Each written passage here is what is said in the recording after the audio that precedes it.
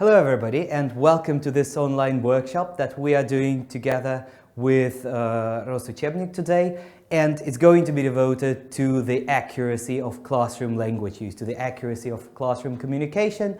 Why am I here today? Some of you might know me from my other presentations about teacher-student communication, the role of feedback, and other areas that my research team is working on, because at Moscow University, where I work, we do research into teacher-student communication, especially in the language lesson environment. We look at how this communication can be made more efficient, what areas we need to address as teacher trainers, and today I have picked one of the most problematic areas in terms of our self-perception, language accuracy. So this online workshop is actually based on our research of 13 English language lessons that were video recorded, transcribed, and then we asked a couple of teacher trainers from the Russian Federation, 2 teacher trainers from the UK, and 1 teacher trainer from the United States to look at the transcripts and to tell us where they think people made mistakes. And what we're going to talk about today is based on this study, of 13 English language lessons where together we could find more than 200 errors. First, let's discuss the terms that I'm going to use today. The first of them is error. Whenever I say error, I mean that we simply have not learned something, that nobody has ever taught us this.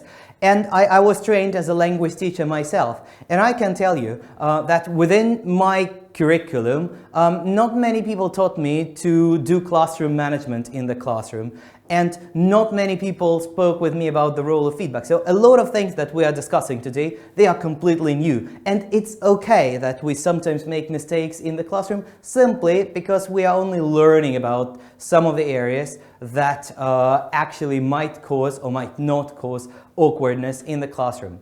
The next thing is, the next term that you have on the screen is the term mistake.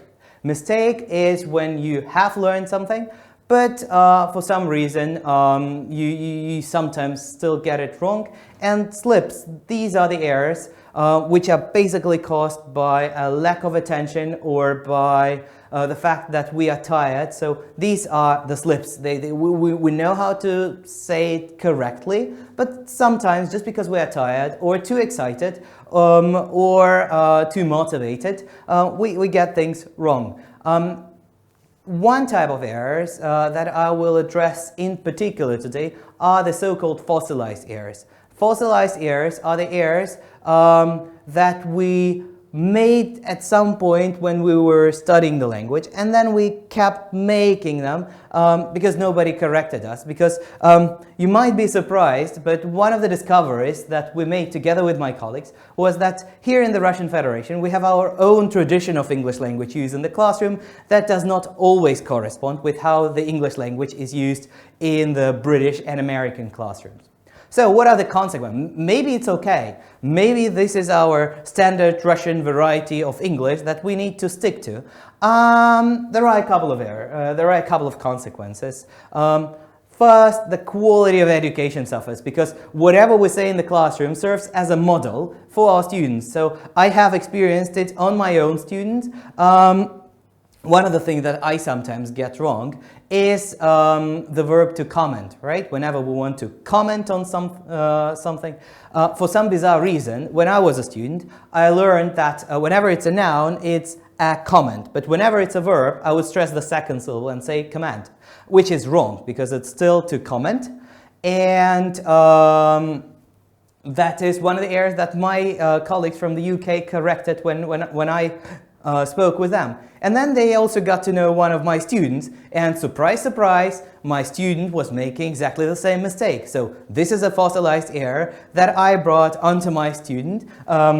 Fortunately, both of us have managed to fix it, but that's just one of the examples of how the model that we provide in the classroom later on becomes the model of language use for our students, which might not work appropriately. Another thing is distortion of discourse, because some of the words that I used while talking to my native English-speaking colleagues, such as, for example, home reading, a thing that we all know in our culture. We have certain lessons devoted to reading a book, right? The students read a book at home, they come to a lesson, and then we discuss the book. And the term that I'm sure most of us are familiar with is home reading. It came as a total shock to me that my colleagues from the UK could not understand what I meant when we looked at the transcript and one of the teachers said, today we are going to have a home reading lesson. And they were puzzled. They said, what does it mean? We finally figured out that it's a literature lesson, in fact. So the concept of home reading was totally unfamiliar to them. Maybe we need to educate them about the concept of home reading, or maybe we need to start using the word literature instead. The choice is yours, but my job today is to tell you about some of the choices that you can make. Sorry guys. That might be a problem with an IWB. You see it right on the screen, but I'm operating an interactive whiteboard today. And just like you, whenever I'm in front of the interactive whiteboard, sometimes it doesn't go as smoothly as I want it to go. Does it mean I should not use the whiteboard, the interactive whiteboard? I think not, because I'm open to challenge. Another thing that I've already addressed during this talk today is that whenever we are not sure about the word we should use or about the grammar we should use, what it ends in is our decrease in self-efficacy. It basically destroys to a certain extent our self-perception as professional teachers. Because I always do it with my students. I tell them, all right, and they come to my classroom, they are all B2 plus C1 level of English, linguistics, Moscow State University, best of the best. So I ask them, okay, you can talk about intercultural communication for hours and hours and hours, but imagine you want your students to look at page 5 in their course book. What do you say? Do you say, open your books at page 5, open your books to page 5, or turn to page 5? And as a matter of fact, many of them are totally not sure about the word, about the preposition they should use in this very sentence. And then I ask them, okay, can we say on page 5? Is it wrong to say on page 5? Well, as a matter of fact, it is. And then whenever we choose one of those, what is the one that we should use most of the time so that our students learn the right phrase? I can tell you right now, it's turn to page 5, because when we looked at what the native speakers use whenever they have to use this phrase, they say turn to page 5. So that's just one of the things. Whenever you are not sure about what you have to say, and because of that you feel less successful, you feel less efficient. And for me as a teacher trainer, that's a huge problem. It's also a huge problem for me as a teacher whenever I'm not sure whether what I'm saying is accurate or inaccurate. And finally, one thing that is not so evident is, okay, we know the grammar, we can use the words correctly, but then one of the things that my colleagues from the UK pointed out was, Alex, and why is the tone of those teachers so sergeant majorish as they defined it? Why is it the army style of communication? And just so that you know, the lessons we have picked were no way the army style according to our perception, because those were the teachers who knew they were video recorded and who did their best during their lessons. So they didn't want to sound sergeant majors. And then when I asked my colleagues from the UK, so what makes you think that those lessons, that the sound of it is the tone of those lessons was sergeant majorish? And they said it's a combination of imperatives plus please. Sit down, please. Stand up, please. Come up to the whiteboard, please. As a matter of fact, direct imperatives are considered a little too straightforward for by the native speakers of the British variety of English. So that was another example of where the choice of the means that we use, the linguistic means, affects the perception of our lessons by the people who see them and who read the transcript. So, I'll swap it now. The diagram you have in front of you right now illustrates the numbers of errors, right? I said we could detect more than 200 errors, and most of them, as you can see, were in the area of grammar. So 95 errors in grammar. The next category was vocabulary, precision of vocabulary, and the third most common type of error was errors in instructions. That is why I've chosen those particular types to be addressed today. Now, I think I have spoken enough already, and as this is an online workshop, you will do one of the things that I like doing during my workshops, which is playing games. So now we are going to play a game with you. I will show you 8 sentences.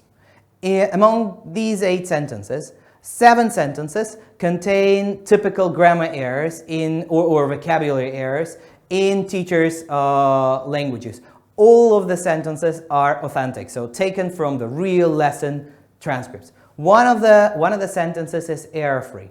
Your job, guys, is to decide to find the errors, to correct them, and please send your answers to the chat, and then to tell me which sentence is error-free. Every time you correct something, you can risk 5, 10 or 15 points for each correction. This means that later on, when we check the answers, if your answer is correct, you gain 5, 10 or 15 points. If your answer is incorrect, you lose 5, 10 or 15 points. So the maximal gain in this game is 8 times 15, which must be somewhere around 120, if my math is right. The maximal loss in this game can be minus 120 points. So I will show you the sentences right now. I will give you some time to read the sentences. I'm also going to read the sentences myself. And your task, guys, is to find errors in the sentences, to correct them, to send me your answers to the chat. As soon as you are done with the first sentence, you can send me your answers to the chat. I'll read the answers, and then I will show you what my colleagues from the UK, the US, and I find the most appropriate choice for this particular classroom situation. So, we are going to spend about 5 minutes on preparation, so you guys can start thinking about the sentences right now. I'm going to read them now. The first sentence, let's summarize what we've done on the lesson. Sentence number 2, no, I think no. That's a reaction, right, by the teacher. Sentence number 3, you are to take one question and then together in group you discuss the answer. Sentence number 4, I wish you had had a conversation with me before you did that. Sentence number 5, how do you call the thing that you wipe the board with? Sentence number 6, but I would like you to make a feedback. Sentence number 7, and we'll see how do you react to unfair behavior. And sentence number 8, it's your presence, boys. Right? 8 sentences, 1 of them error-free, 7 of them contain errors. Think about the correction that you would like to introduce. Write your answers into the chat, and let's see how many points you can win in this activity. I will get your answers right here on my tablet, and I will be reading them out loud if you don't mind. Of course, with all the due credit to the people who wrote it. Don't worry, as I said, it's totally fine to make mistakes. And I use a similar activity with my linguistics students at Moscow University. They have 10 sentences that they need to work on. And in the history of this activity, I think only 3 people out of more than 60 have ever won 150 points. So I'm waiting for your answers, guys. Whenever you're ready with the first sentence, just send it and send me the right part of the sentence or the right sentence, whichever you are more comfortable with. The first sentence, let's summarize what we've done on the lesson. Says a teacher, probably at the end of the lesson, let's summarize, right? It's a good thing to summarize at the end of your class, right? Good thing to do, right? So methodologically, the teacher is totally right.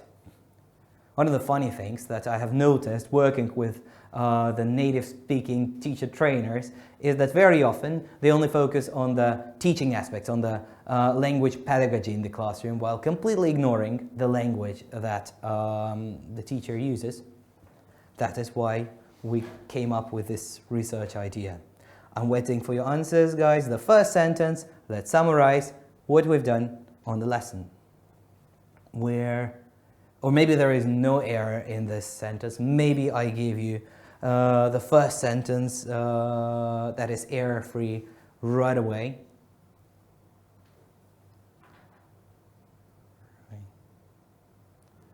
Seems that some answers are coming. At the lesson, says Irina. I don't think so. That's probably about the second one. No, I don't think so. That's about number 2.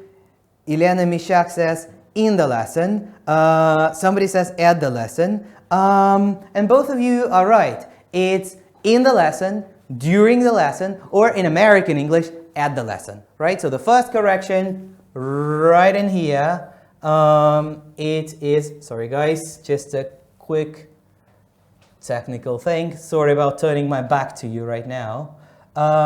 It is in or during. Not sure you can decipher this. During. In, during. I'll later on show you a slide where all of the answers are going to be right. So don't worry if you can't understand my handwriting. Right now, I think a lot of it is also distorted, partly because there are so many of us here today. The next one, no, I think no. And already I can see some right answers. I don't think so. Totally okay. But whenever we correct somebody, one of the rules is that we try to be minimalistic. We try to help the person to express the idea exactly the way they wanted to express it. So I would rather go with the answer given by ну не знаю number 2. That's how it's shown on my tablet, sorry. I would go for no, I think not. A T, like that. Right, a T in here. Number 3. You are to take one question and then together in group you discuss the answer. Here in this sentence there might be several errors, so some of it needs paraphrasing. In a group and then discuss it together in a group. Irina, I really appreciate your active participation today. You had a discussion, no, that's probably about the next one. I'm looking for, and then discuss it together in a group.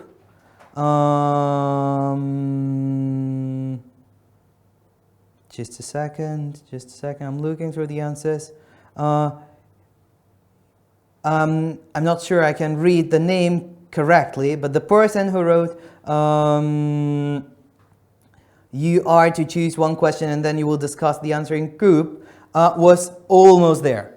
First thing, and that's a very common error for the people who speak Russian as their first language, is that you misuse the present tense for the future tense. In the English language, which is way more explicit, you have to say you are going, right? Because we're talking about the future. Going. Sorry guys, that takes some time. You are going to take one question and then together in groups, right? Because there are several groups, or in your group, if there is one group, you will discuss the answers if there are several groups. And in the, I'm using groups here because in the actual lesson there were several groups. You will, right? Apostrophe.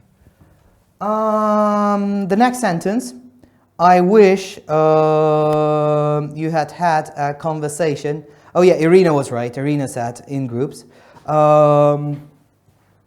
You choose one question, it's fine, but there the students actually had to take one of the questions, so that was fine too. I wish you had had a conversation with me before you did that.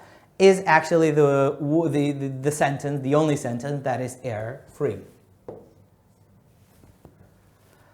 Next, the next one is how do you call?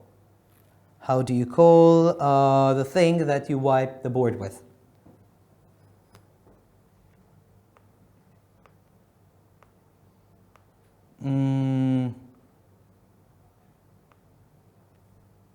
I can't find any answers related to this one. Maybe the guys who are so helpful in running this presentation can help me find the answers that relate to this particular question. How do you call? And place it at the bottom of the chat.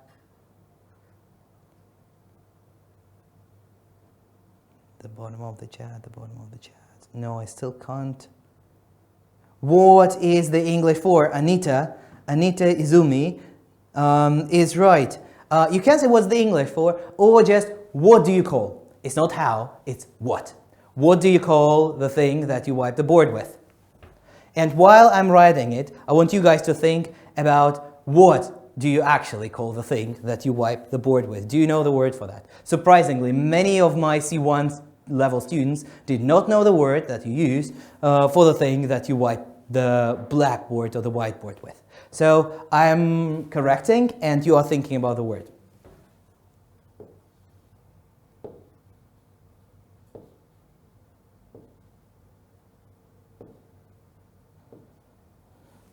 What do you call? Are there any answers? What do you call? What do you call? Oh, Jack. Jack was right. What do you call the thing that you wipe the board with? Any answers to come? What do you call the thing that you wipe the board with? Any answers? Oh, now I can see that one more, some other people also suggested what do you call, right? How do you say would be totally fine as well, but it's what do you call? So the name of the thing is board wipe or a wipe or a white. There are also special big thingies. They are called whiteboard dusters or whiteboard erasers, but these are larger things. The regular one that we have for the blackboard, you call it a board wipe. An easy way to teach this to your students is I always tell them about my cat. So if you ask me, how do I call my cat? I say, kitty, kitty, kitty, kitty, kitty. If you ask me, what do I call my cat? Well, I call her Muse because that's her name. Number 6, but I would like you to make a feedback. Well, one of the things, and that's something that some of you people have already got right, is that we don't make feedback. Tatiana Shorina was absolutely right when she said that we give feedback. And one other thing about feedback is that feedback is an uncountable noun. I mean, especially in management. Now, you can hear people talking about feedbacks, right? Plural. That's common in informal business English now. But in terms of the norm, the dictionary norm, feedback is an uncountable noun. So you say feedback, no S at the end, no article, right? I would like you to give feedback to each other. Number 7, and we'll see how do you react to unfair behavior. And there a lot of people wrote that you don't really need the do word in there. And we'll see how you react to unfair behavior. And that's one of the errors, that's one of the slips that we keep making. And I'm sure we all know that in indirect questions you don't really need this auxiliary do. But You know, in the heat of the moment, sometimes we get it wrong. So every time you have an indirect question, just remind yourself of the necessity to paraphrase the second part so that you do not make a mistake. Or you can also shorten it to how to react. But that will change the meaning. I'm now replying to the idea suggested by Nina. Good idea, but here you change the meaning a little. The person wants to say, she wants to see how her students react to unfair behavior. And finally, the last one that almost everybody got right, including Sejima, including many other people, Zarina, a lot of people. It has to be, these are your present boys. All right, so you will see all of the right answers in here. These are your present boys, plural, right?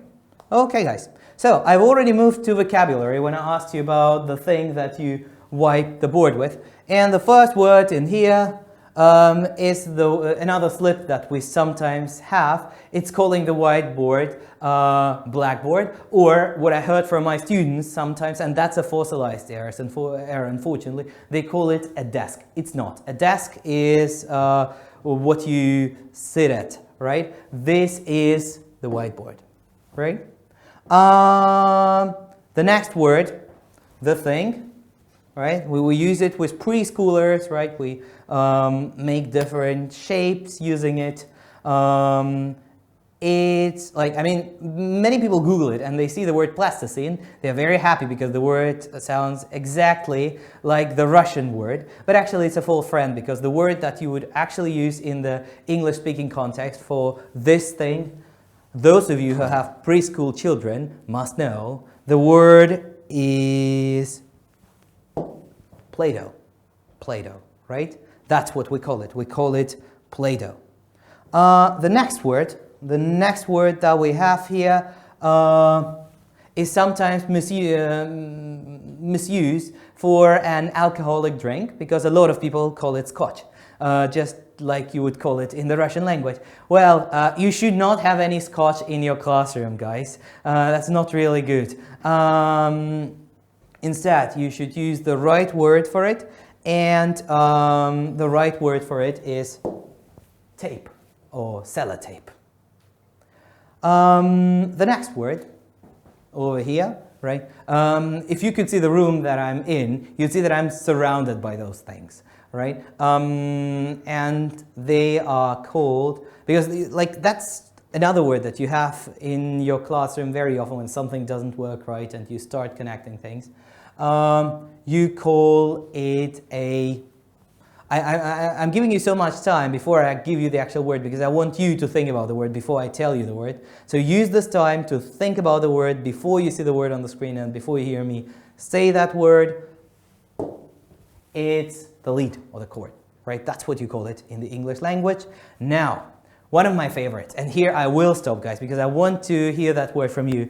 Can you please tell me, what do you call this thing? And the thing in the lower left, I think, yes, lower left corner, where you put papers, right? Whenever you have something important to give to your headmaster or principal or headmistress, right? Or whenever you have to pass some important documents to somebody, what do you call the thing? And you might guess, guys, that it's not the word file, because that would have been too simple. There is a different word. Wire. Wire about the previous one, lead or core. Yeah, as a matter of fact, wire is not that widely used in this context. I'm talking about the lower left corner, this thing, which is the plastic thing which we use to protect important documents and papers. Will anyone tell me the word? Oh, we already, I think we already got, no, sorry, that was not the right answer. I just looked in the wrong place. What do we call this? And actually, the guys who are with me in this room right now, helping me to be online and do this workshop with you, they have already looked because they probably wanted to see if their idea was right. And now they are very happy. They are smiling because they know this word in the English language. So even the IT guys in here have learned something today, you see. Why are there no answers in my chat? Come on, guys. You call it punched pockets. Punched pockets or plastic pockets. Punched pockets is what you call it. The word file, I triple check with 3 different friends who are teachers of English in the UK. Yes, that's the right word, unfortunately. Even the word folder, whenever you say the word folder, it's a different type of, it's a different thing, basically. It must open this way. And whenever you say file folder, it's a third thing, because a file folder is a folder that you probably have in your HR department. It's usually made of cardboard, and that's where you have all the documents. It's a different thing. So if you Google a file folder after this workshop, you'll see that it's a different thing. So whenever you say, I've got your files in here, you can be misunderstood, because the thing that you mean to say has a different name. This is a simple word, but still sometimes people get it wrong. The door handle. Those 2 things, the first of them is the windowsill, and the one below it is the radiator. My favorite, because the last word is my favorite, because I don't usually come to my classroom without the thing. Oh, by the way, Yulia was very, very, very close to the right answer. Punched pocket. Yes, Yulia, sorry. There is some delay between the chat and this tablet, but given the opportunity, guys, I don't think we should be sad about that, right? It's cool that I can still see your answers in here. So even if I get your answers later than I'm supposed to, don't worry about that. I'm still very happy. So the last thing, well, you can say thermos, no mistake, right? You can even say thermos mug, but the word that is most widely used for the thing is the word tumbler. Tumbler. My tumbler is black, and it has my initials on it, because that's a very important thing for me. So I got it as a birthday present. All right, we can move on. One more thing that people very often get wrong is the words ready and finished, because we have one word for them in the Russian language. That's understandable, right? So to help you remember this, this is the fastest man on the planet, Usain Bolt. Here he's ready, right? He's ready to start doing something, right? Usain Bolt is ready, and here he has finished, probably winning another gold medal. So finished or done, we very often misuse the word ready when we actually want to say finished or done, right? Are you done with that? Have you finished the exercise, right? Can we move on? Are you ready to, if you still use the word ready and you understand it's a mistake, change it. Say, are you ready to discuss the answers, right? And that'd still be right. It's a trick that I sometimes use when I misuse the word, but this will still be correct teacher's English. So, ready versus finished. That's one with many people who I know. That's a fossilized error. Be careful, guys. Control yourselves whenever you want to use this word. Actually, as a matter of fact, sometimes when I'm tired, I can still get it wrong. Just a matter of focus. Some other teaching terms that you might encounter. One of them is a cover teacher or a substitute teacher, right? Today I'm covering for Mr. Jones, who was unable to come, right? In American English, it's okay to use the word substitute. Another word is homework or home assignment. Whenever you say homework, remember that that's a substance, right? It's not a countable noun. Whenever you want to use it as a countable noun, say assignments, right? One of the words that people get wrong, also because of the interference with the Russian language, is the word variant, right? You have a test, and the test has 2 No, not variance. Look up the word. You can do it right now because you have your computer in front of you. Go to a dictionary and look up the word, what was it? Variant. There is no such meaning of this word as two different papers of one test. So instead you say I've got paper A and paper B in this test, or I have version A and version B. And whenever you're doing multiple choices, you have also not variants, but options or answers. So you read the task and you choose the most suitable answer or the most suitable option, not variant. The word variant is not used in this context in the target language. Another thing is the difference between the word to mark and to check. Because whenever I have a lot of students' essays, I collect them and then I don't check them, I mark them. Because checking is a yes or no action. I can check if all of the students have done the home assignment. That's checking, right? And as for the word marking, whenever I have to read it and correct something, it's marking. You can check the answers if it's, once again, yes or no, right? Is it the right answer or is it not the right answer? Then you check the answers, right? But in all other situations, it is marking.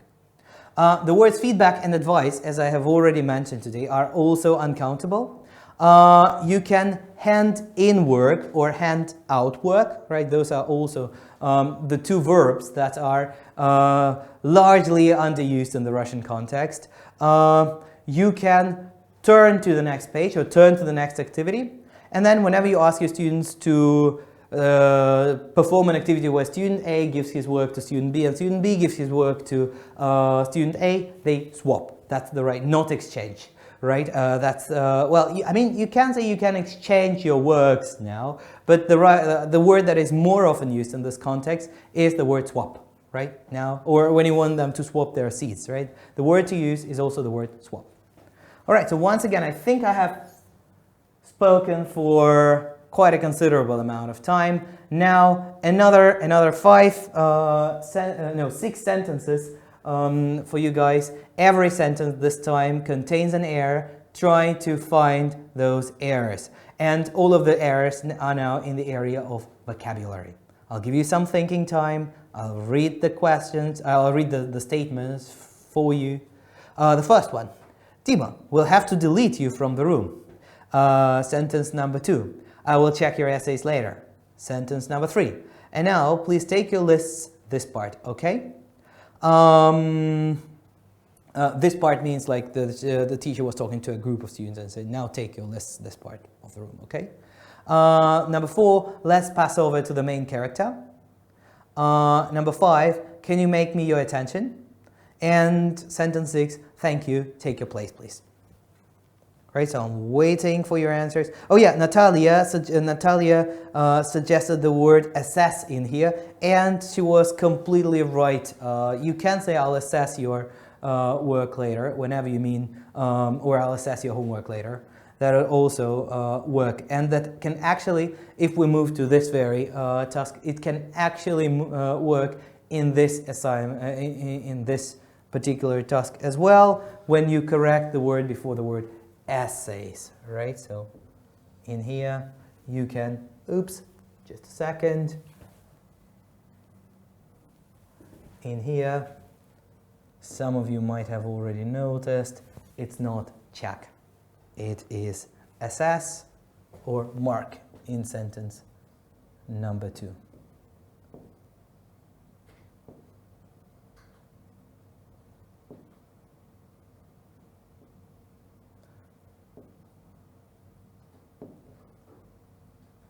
Assess is a definitely difficult word to write whenever you're writing on the whiteboard.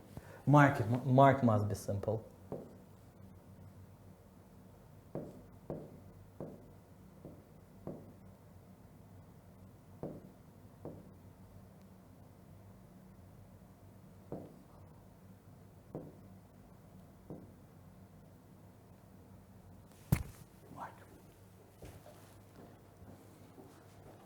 I'll ask you, Anastasia is right, I'll ask you to leave the classroom, not delete, Anita is right.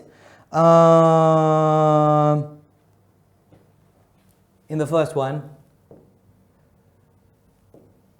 here, you can say, I'll ask you to leave, or if you change just one word, that'd be remove.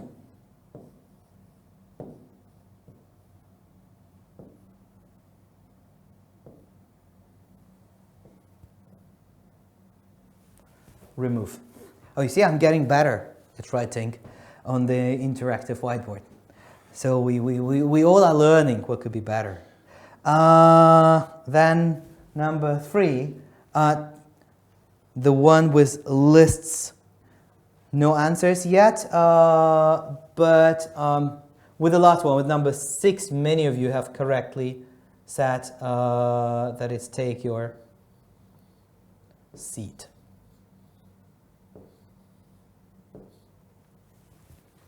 Oh, not take your seal.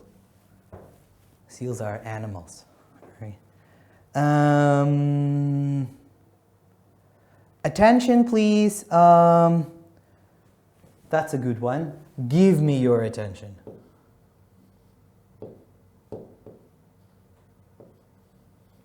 But personally, I don't like this particular phrase, can you give me your attention? Because that's, once again, it's soldier major-ish. What I use instead is attention getters. Attention getters, guys. You can go to YouTube and find some attention getters there. My favorite attention getter is if you can hear me clap once, if you can hear me clap twice, if you can hear me clap 4 times. Now Petty, if you can hear me clap 5 times. Now if you can hear me clap 0 times. Or macaroni and cheese, that's what I say, and the students say everybody freeze. Or hocus pocus, and the students say everybody focus. Or waterfall fingers. When I say waterfall fingers, students do like this. Shh. It's an amazing sound, especially if you do it in a large lecture room at university. Like this. Shh. Produced by 60 or 70 people. Try it out, guys. So what do we do with the lists? And here, Tatiana, Natalia, and Irina. You're right, you can say sheets, which would be my first choice in here. You can also say papers, you can also say handouts.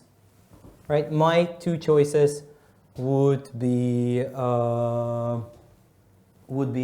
worksheets or handouts. Right, and the one that where I did not get any answers was number 4. Turn to the main character. Right, move on to the next character. That's the connector that I would use in here. Another issue that we came across whenever we were analyzing the scripts was the Russian language use. Because most of the teachers did their best to use the English language only, or mostly to use the English language in the classrooms. They're amazing teachers who were trying to show the best they can, and the best they can included using the target language in the classroom. So at some points they had to switch to the Russian language, and we asked ourselves the question, why? Why would they switch to the Russian language? And unfortunately, one of the conclusions that we arrived at, it was not because the students would not be able to understand what they're saying. I can tell you about one situation in particular. There is a lesson, and one of the students is doing this, right? Moving there and back on their chair. And then the student falls down. And at this very moment, the teacher is embarrassed because she's being video recorded. A student falls off her chair, and she switches to the Russian language. She says, I will change the name of the student. She would say, Masha, подними свой стул и не качайся. And we were surprised because obviously if she had said the same thing in the English language, I'm completely sure, and the student would have been able to understand what she meant to say. So probably the reason was not really that the student wouldn't have understood what the teacher meant to say. The reason was that the teacher didn't know the word. And I have, that was at the beginning of my research, and I actually went to a couple of conferences after that, and I asked, in every language teachers conference, I performed the stunt. I was basically doing this in front of the audience. I said, okay guys, can you please ask me to stop doing what I'm doing and name the very activity? And then some people suggested some wording for that. and ask them, okay, can you tell me how sure are you in the choice of the word that you've just used? On a scale of 10, where 10 is completely confident, I know this is the right word, and 1 is no, I'm not sure at all. Trust me, I have done it for more than 10 times, and not a single time did I get a 10, yes, I'm completely sure, from a non-native speaker of English. And I can tell you why. Because at university, they did not teach us that word. We probably heard it from our own teacher, if our own teacher hadn't switched to the Russian language at that point.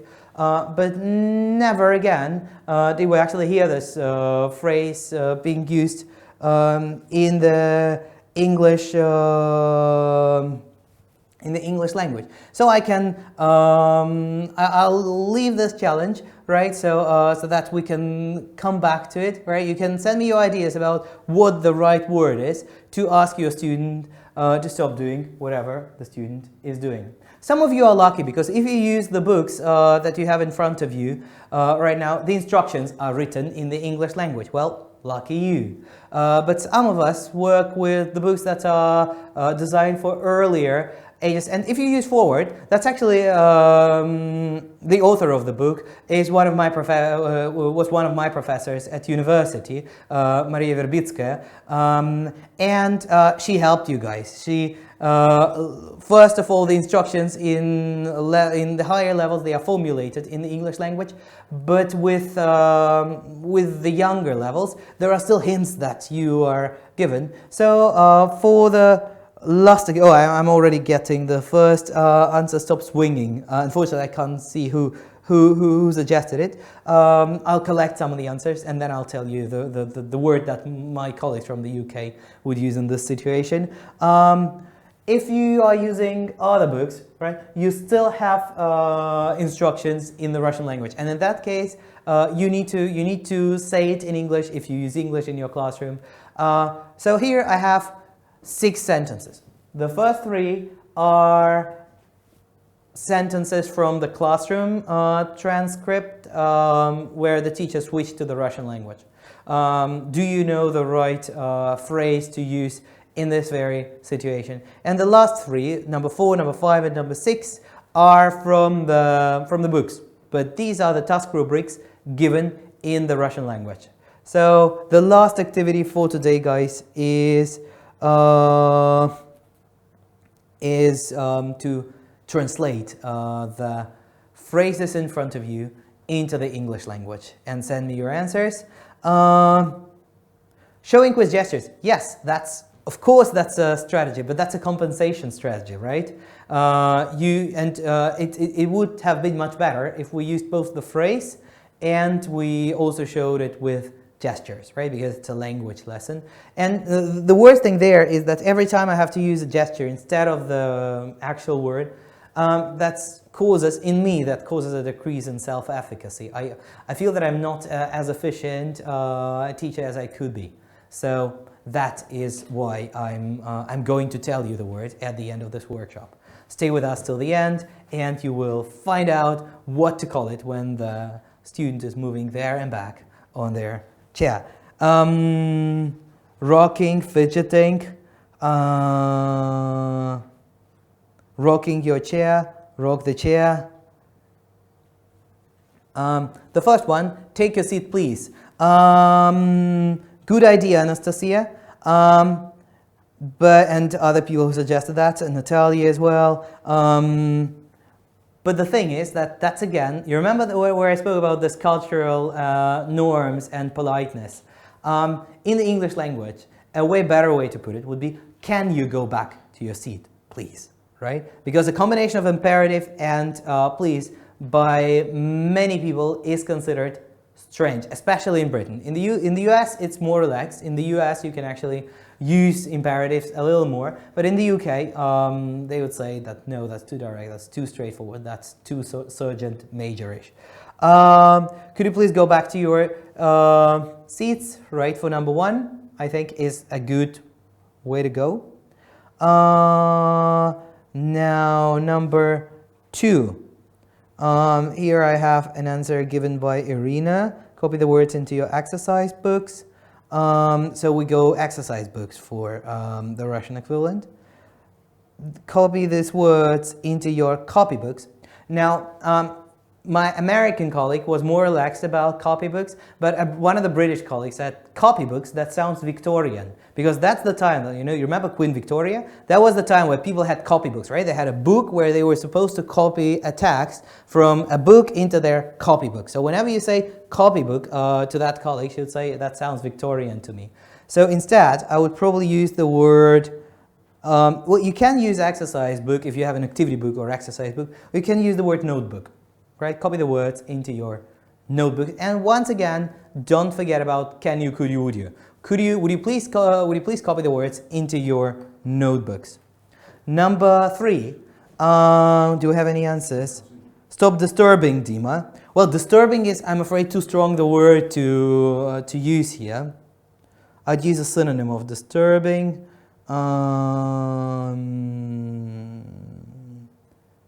Stop disturbing, Dima. Stop bothering, Dima.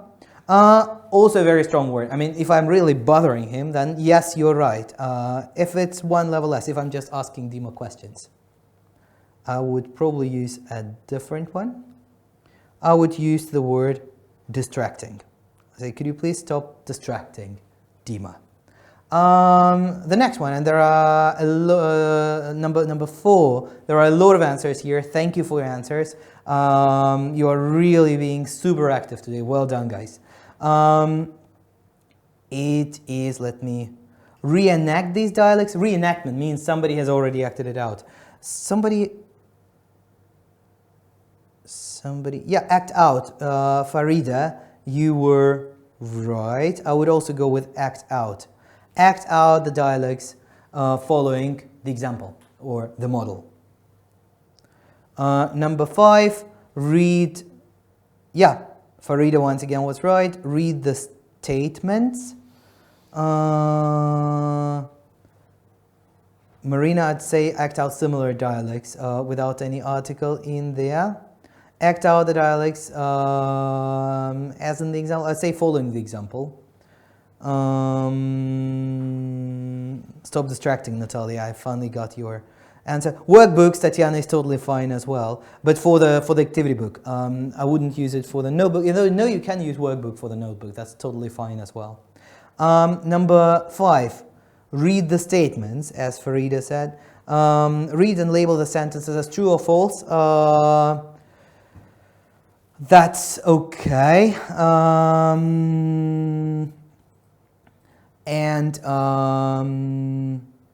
Right?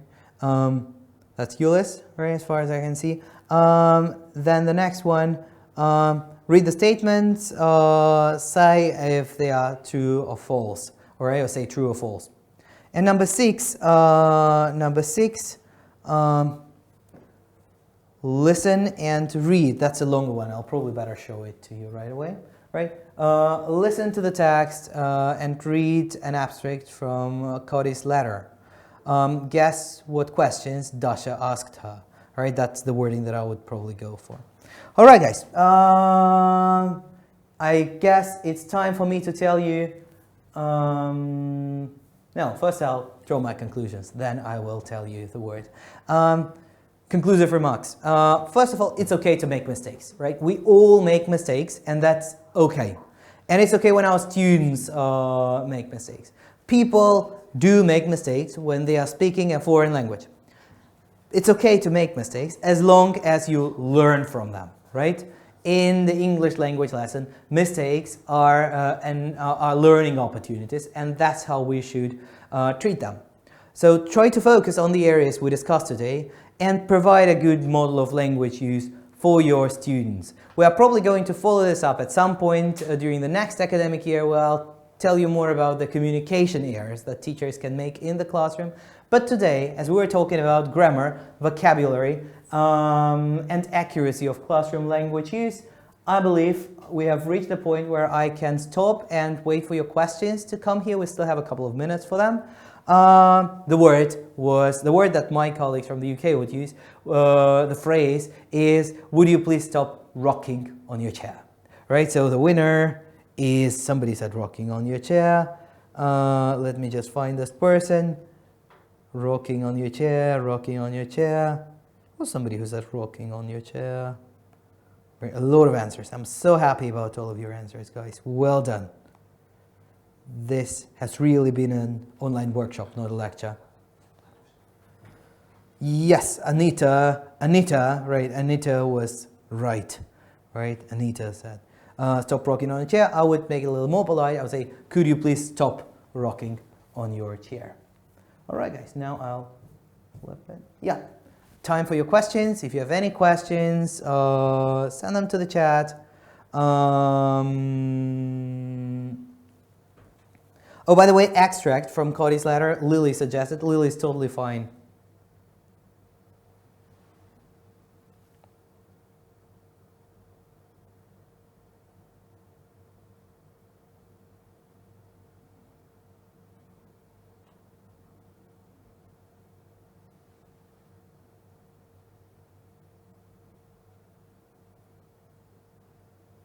Other questions, guys? Or I guess everything has been understood, right? Feel free. I'll be waiting for some time right now because the chat in here might actually be a couple of minutes late. So I want to make sure that I answer all of the questions, if there are any questions. Thanking you again for your attention. Wishing you nice holidays, right? 3 days off. Really looking forward to them. Hope you are too.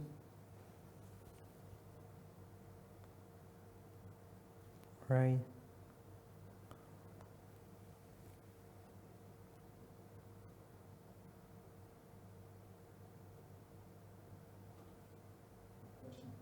No questions so far? Everything is clear. You will see the presentation so you can revisit it. You will also have the recording of this webinar in case you want to revisit it. I hope this was helpful, right? Do not expect everything, all the mistakes to disappear in 2 days from now, because they haven't even in my case, right? But as long as we focus on it, I think it's also an interesting area of learning. It's an interesting area of improvement for us as classroom teachers. So I hope. Oh, lesson or class. Finally, a question. Lesson or class. As a matter of fact, in British English, I encounter the word lesson more often. In American English, the word class. But basically, I think they are interchangeable. We are going to celebrate the 8th of March or the International Women's Day. I think you can use both because they don't really celebrate it in the UK or in the US. They have the concept of Mother's Day, but these are two different celebrations, I think. The 8th of March in the Russian Federation and the Mother's Day.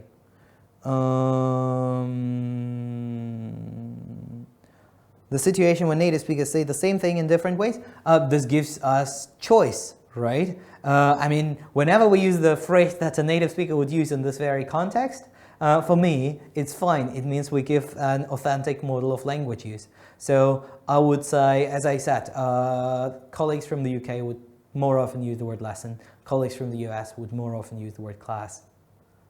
Even though in the UK, class is also sometimes used to address the group of people, like, okay, class. Today, that's very formal, super formal, like in the most formal boarding schools you can actually hear the class being addressed as, okay, class, right? Oh, hello, class, right? That's classy. You can. What I sometimes like to say is, okay, class, dismissed, right? Which is very formal, and which I use as a joke.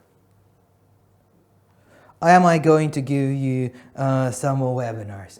If you ask nicely. That was a joke. I hope so, right? But probably during the next academic year, because we are having a lot of conferences coming up at Moscow University during April and May. Whatever might sound a little impolite. That's not something that you want to say reacting to your student's answer, right? School recording, Well, you can use the word academic record book. You can use the word, even the word diary. I heard the word diary being used for this.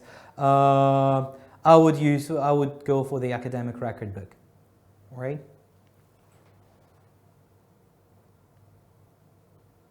That depends on what we put into this word, because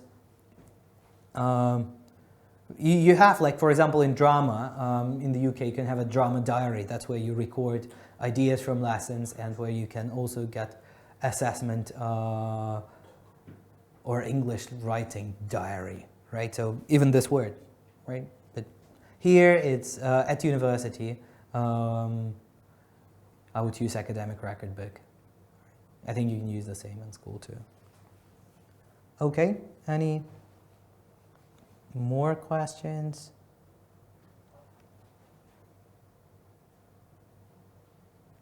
No, I would not actually go for listen the 8th grade. I would not personalize.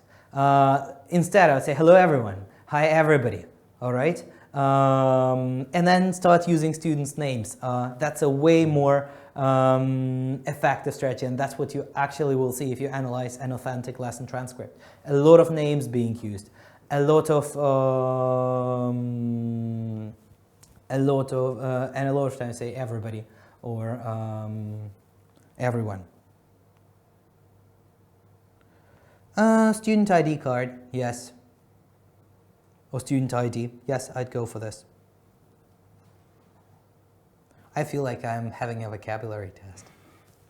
I'm doing well. I hope I'm doing well so far. Any more questions? Go for it. Find a word that I can't give you. Form, 7th form. I would go 7th form, 8th form, 9th form. As a synonym of grade, yes. In the UK, you often say form instead of grade. But interesting that whenever you start adding letters to that, it changes into class, right? So it's 8th form, class 8A. Yes, you can say exercise 1 on page 6. It was more about turn to page 6, right? Or open your books to page 6. And then you can say there on page 6, we can see that. Yada, yada.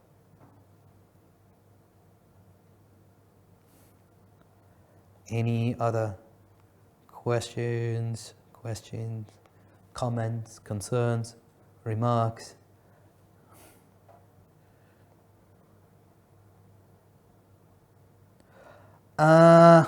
Be quiet, close your mouth. No, these are definitely not the phrase that I would use in the classroom. Could you please be quieter? Could you please, I can't hear myself, right?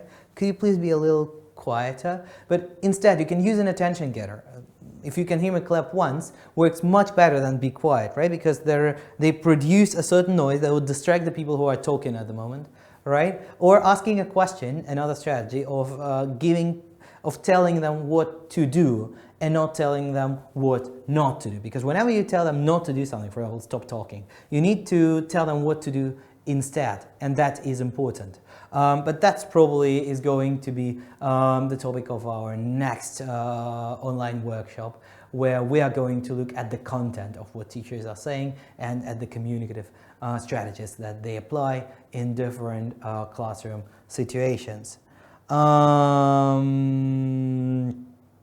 All right. Academic record book is the one that I would use at university, because there is no such thing. There is no such thing in the target culture, so it's difficult. It's still an exam, right, that you pass, and then what we use at most universities is pass or fail examination, right? I'm not sure I'd use the word credit here, because credit has another meaning in the European system, right? These are the credits that you must get in order to get your degree after that. Okay. All right, guys. Thank you for your questions, active participation. You have been a brilliant online classroom today. Has been a lot of fun with you. Well done. Lots of good questions and comments. As I said, go into your classroom and start using some of the English classroom English that we discussed today. Have a nice evening, all of you. Goodbye.